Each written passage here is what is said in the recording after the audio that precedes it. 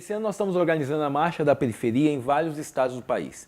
A marcha, que surgiu no Maranhão há 11 anos, é uma tentativa de dar uma alternativa para negros e negras, para aqueles que lutam contra o racismo, de participar de um ato que questione a própria lógica da sociedade, que é uma lógica racista. A marcha desse ano tem como tema a frase aquilombar para reparar. E por que isso? Quem quer dizer com isso? Primeiro, aquilombar tem a ver com o sentido que nós damos à própria ideia de quilombo. Nós estamos aqui comemorando, celebrando a imortalidade zumbi do Quilombo dos Palmares no 20 de novembro, e para nós o quilombo não pode ser entendido, nem deve ser entendido, como um local de refúgios daqueles que fogem da opressão e da exploração. Pelo contrário, a gente é muito ligado às ideias do Clóvis Moura, quando o Clóvis Moura dizia que existe um movimento chamado quilombagem, que na verdade é um movimento constante, permanente de luta de negros e negras contra a exploração e a opressão que marcam nossa história desde a época da escravidão, inclusive depois com o imperialismo, essas coisas todas. O Clóvis Moura dizia que a quilombagem ela tem uma característica fundamental que é se voltar contra o sistema. E para nós isso é fundamental. Nós não queremos um 20 de novembro que seja um 20 de novembro para reafirmar a lógica do sistema capitalista, nem inclusive para criar a ilusão de que dentro do capitalismo será possível derrotar o racismo. Por isso que nós queremos aquilombar. Aquilombar para nós significa criar uma sociedade nos moldes do que era Palmares. Palmares era uma república dentro de uma sociedade colonial. Palmares era um local onde se tinha trabalho livre dentro de uma sociedade que tinha um trabalho escravo. Palmares era um local marcado pela diversidade, onde estavam abrigados índios, portugueses pobres, soldados desertores, gente que não via no sistema colonial uma alternativa para a sua vida. Para nós, aquilombar é isso. Nós queremos criar alternativas de organização do movimento negro e da população como um todo. Nós queremos aquilombar a periferia. Nós queremos, inclusive, e hoje nós temos um exemplo do que para nós é aquilombar, é o que a meninada está fazendo nas escolas, os secundaristas, não só, inclusive nas universidades também, criando dentro da escola um espaço de discussão das necessidades objetivas das pessoas, daquilo que é preciso, no caso deles, para a educação, como se dá aula, o que se dá na aula. Isso, em termos da sociedade, é o que nós chamamos de conselhos populares. Nós queremos, através da marcha da periferia, dos comitês que estão organizando a marcha, dar continuidade para além do 20 de novembro. Agora, aquilombar, para nós também significa construir um projeto igualitário de sociedade. E esse projeto ele não é um projeto vinculado só ao 20 de novembro. Inclusive, do ponto de vista das datas, dia 22 de novembro é o dia da revolta da Chibata, que também para nós é um exemplo. João Cândido para nós é um quilombola porque ele teve a noção, teve a compreensão de que a única forma de acabar com a opressão, com o massacre físico, com os castigos da Chibata, era voltando seus canhões para a sede do governo federal. E nós falamos em canhões metafóricos, inclusive. Hoje não dá para combater o racismo se nós não atingirmos, não questionarmos o que é o governo federal. E nós, inclusive, não temos nenhum problema em dizer isso. Não só o governo federal representado por Temer hoje, mas também aquele que estava no poder nos governos do PT.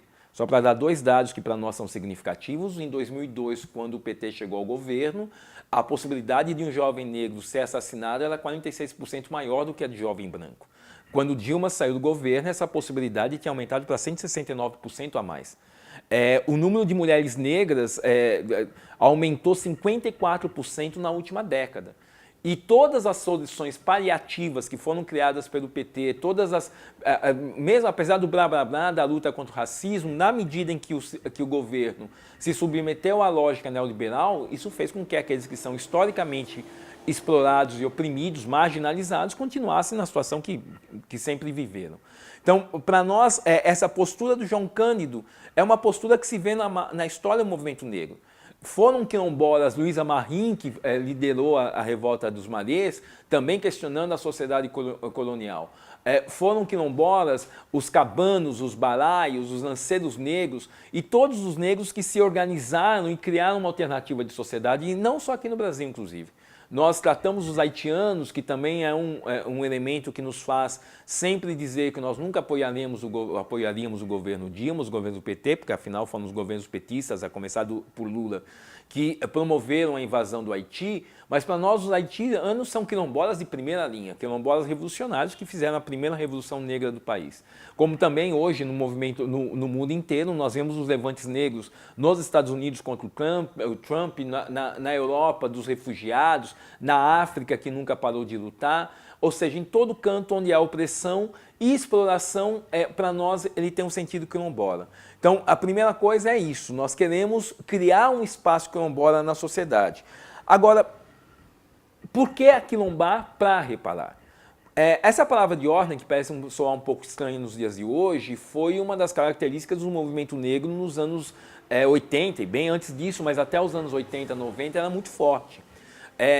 Não só no movimento negro, mas em países, por exemplo, o Zimbábue reivindicava nos anos 80 e 90 o não pagamento da dívida externa para reparar os males que o capitalismo fez, não só na escravidão, mas também no imperialismo, na época da partilha da África. Aqui no Brasil e no mundo inteiro, nós discutíamos que eram necessárias reparações históricas. E primeiro, acho que é importante destacar que nós não pensamos em reparações históricas individuais.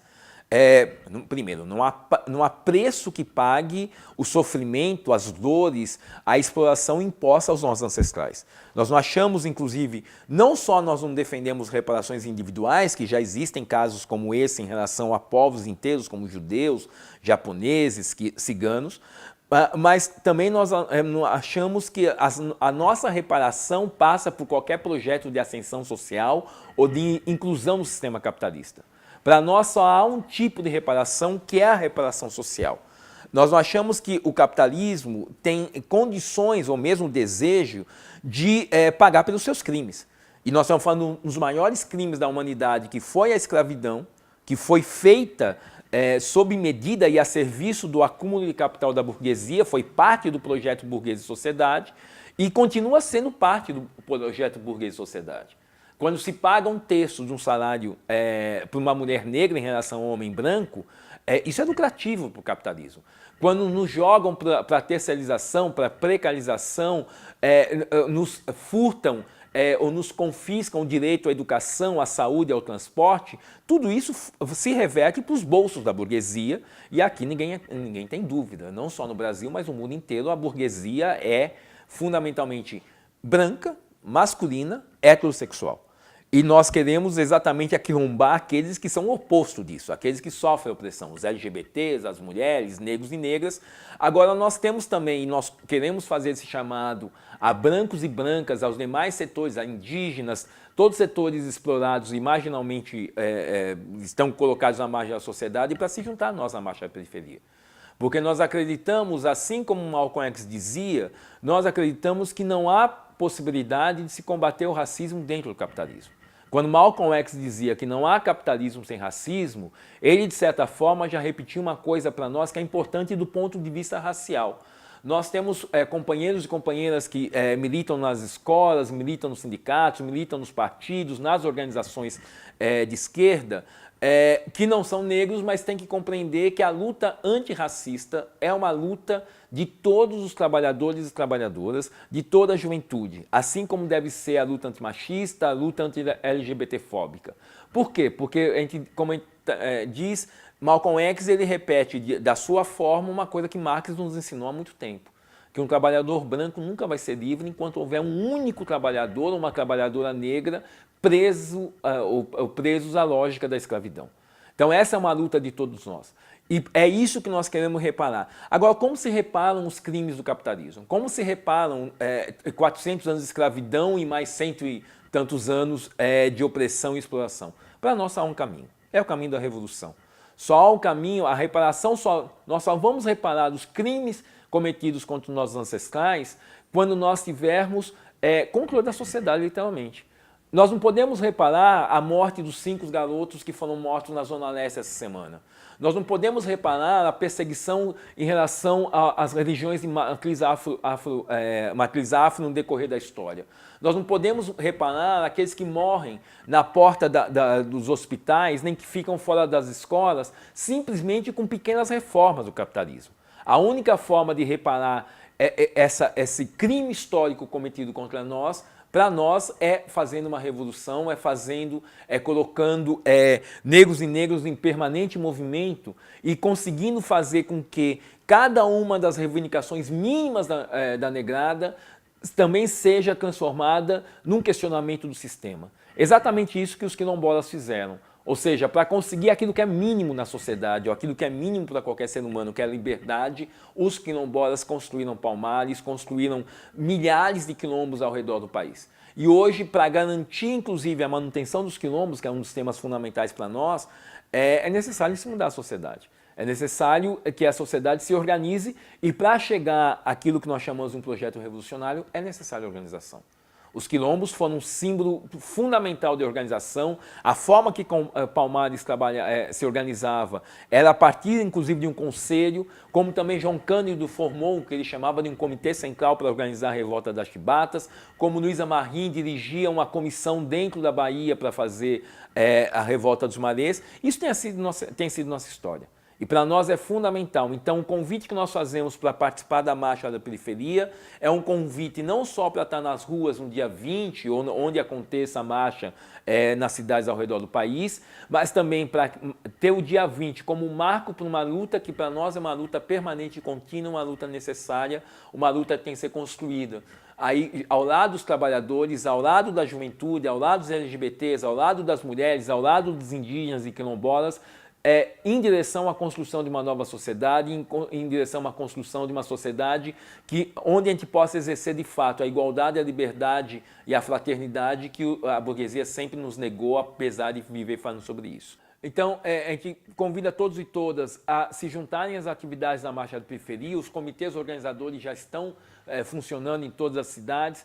Entre no Facebook, na nossa página, Marcha Nacional da Periferia, ali tem o endereço das páginas, o quem está fazendo, e venha construir conosco um projeto quilombola de sociedade. Nós dizemos permanentemente, para nós particularmente do PSTU, a gente diz que o nosso projeto de mundo é um quilombo socialista. E nós não dizemos isso simplesmente por se apropriar de uma história do movimento negro. Nós dizemos isso porque, de fato, o mundo que nós queremos é um mundo que já teve um exemplo muito, muito importante, que é o exemplo de Palmares, que é o exemplo daqueles que lutaram pela liberdade e lutaram pela liberdade e construíram uma alternativa que, para nós, é uma herança até hoje. Opinião Socialista, o jornal que sempre teve um lado, o lado da classe trabalhadora.